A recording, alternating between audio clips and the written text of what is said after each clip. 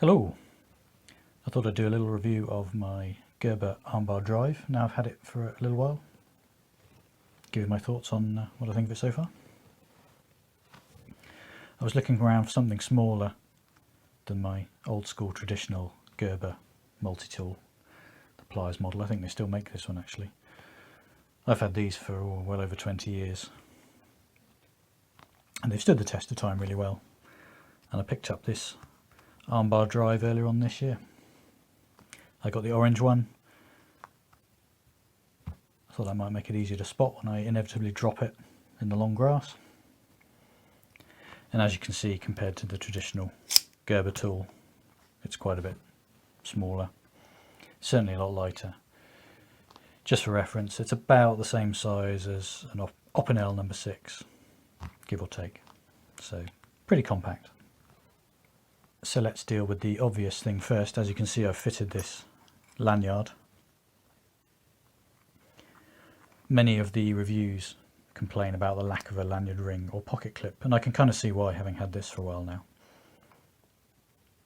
I like a lanyard so I can clip it on when it's in a pocket or a bag to make sure I don't lose it, basically.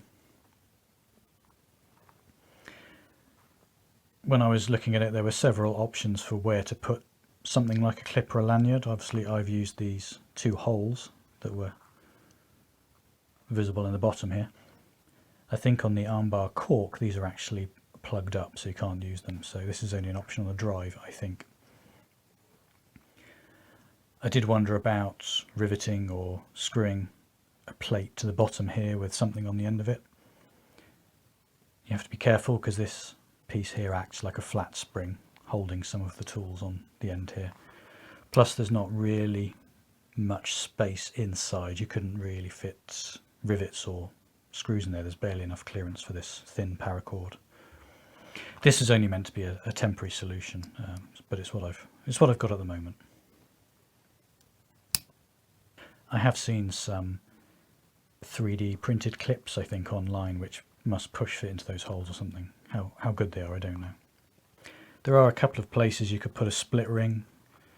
Most notably, there's a little gap here,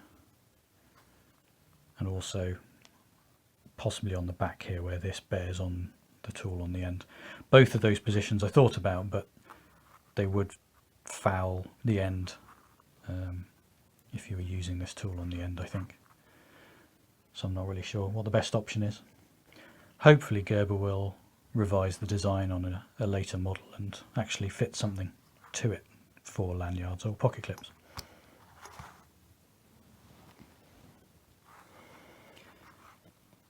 So thinking about the blade, yes, you can open it one-handed, as you've seen on all the reviews.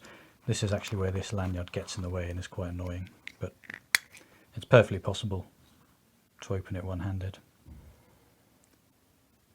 It was okay out the box, actually. It was what I'd call sharp enough.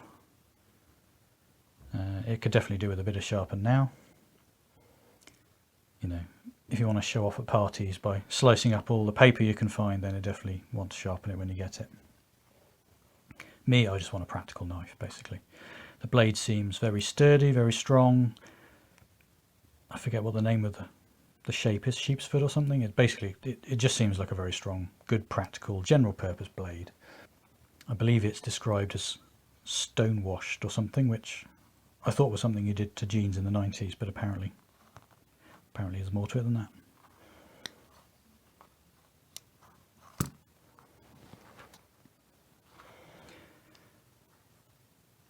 I guess the main feature of this tool, given its name, is the driver unit.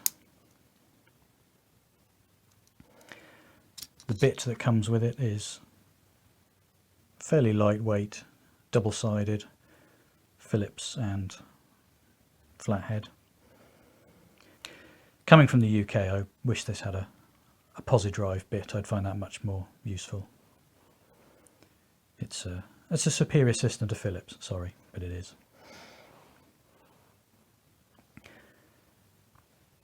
I've not given this one any hot suppers yet, so it's not chewed up or anything, so we'll see how it performs over time. Of course, because it's a standard size bit holder, you can fit pretty much any aftermarket bits you can find, and it's magnetic so it holds them in place.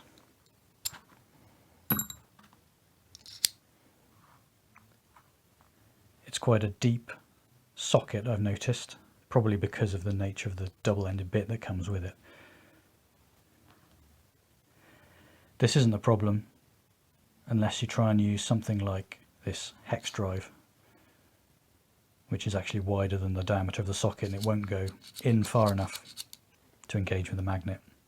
You could still use it, of course, but there's nothing there holding it in place. This isn't really a problem. I don't expect this to be my daily driver for any screwdriving tasks. It's more if I've got nothing else to hand, then this will get me out of a fix, basically. A lot of the reviewers complain because the screwdriver doesn't lock open, and I must admit I thought they were being a bit dramatic, but actually having used this a few times now and in some awkward places and at difficult angles, it would be nice if it did actually lock in place. It would just be that light cherry on the top, really, to make it a really good tool. Now the driver is in line with the body in one plane, but of course it's offset to one side in the other. I mean, I can see why it's like that. It's down to the packaging, the way it folds together. They can't actually have this bit central in this plane. If they could find a way of doing that, it would make it just that little bit easier to use. But again, it's not a deal breaker. It's a compromise you have to live with, because this is a small multi-tool, you know. If you've got a lot of screwdriving to do, use a proper screwdriver. So the other major tool on here is the scissors. Not much to say about them, really. That hasn't been said by other reviewers. And having used them now, I agree with the other reviewers. They're adequate. They're not particularly good scissors. They will cut paper, very thin card, small cordage, maybe a very thin plastic zip tie, but anything like cardboard or anything tougher than that, they're really not up to the job. I don't know if it's the blade design or the sharpness or just the way they're put together.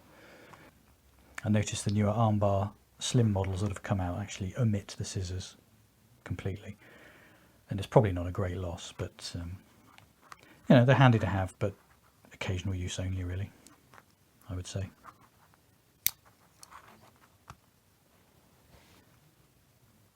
The other folding tool is the awl. Not something I have very much use for very often, but you know, if you need it, it's there, quite handy. I like the way they've offset the notches, so it's easy to pick which of the tools you want to get out with your thumbnail or fingernail. So the final thing on here then is what I call a percussive maintenance tool. Yeah, quite a handy thing to have. Its most important use, of course, is as a bottle opener.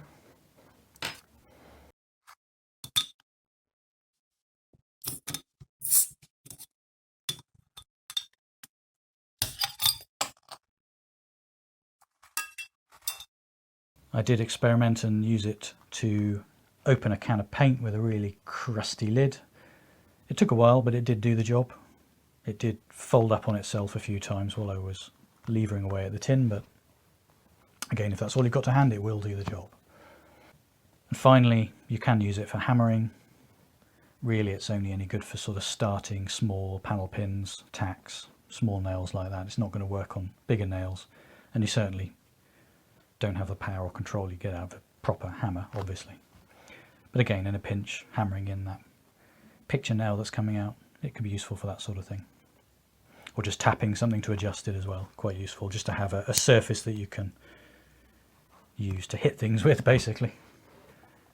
So what do I think? Well, yes, I really like it, actually. It's a good size, very pocketable, has a sort of sensible selection of tools. And again, it's a compromise, being a smaller size than something like the good old Gerber pliers. These have been relegated to under my motorbike seat now, and this is the one I carry in my pocket or in a bag when I'm out and about. Quite interestingly, these old school Gerbers have USA and US patent and made in USA on pretty much every surface of the tool. Also has metric on it, I've just noticed. Oof, can't believe they allowed that. This has no information, no stampings, no markings other than the Gerber name. It doesn't want you to know that it's made in China, though it does say that on the box. Does it matter that it's made in China? Hopefully not. If Gerber's got good quality control and making sure that it's machined properly and put together properly, then I can't see that as a problem. It's mainly a pride issue, I guess. In the UK, this cost me around £35 at the start of 2021. It's not a bad price. Like everything else, things are cheaper in the States, and we just pay the same price in pounds that you guys pay in dollars. Thanks for watching. That's my review of the Gerber ArmBar Drive.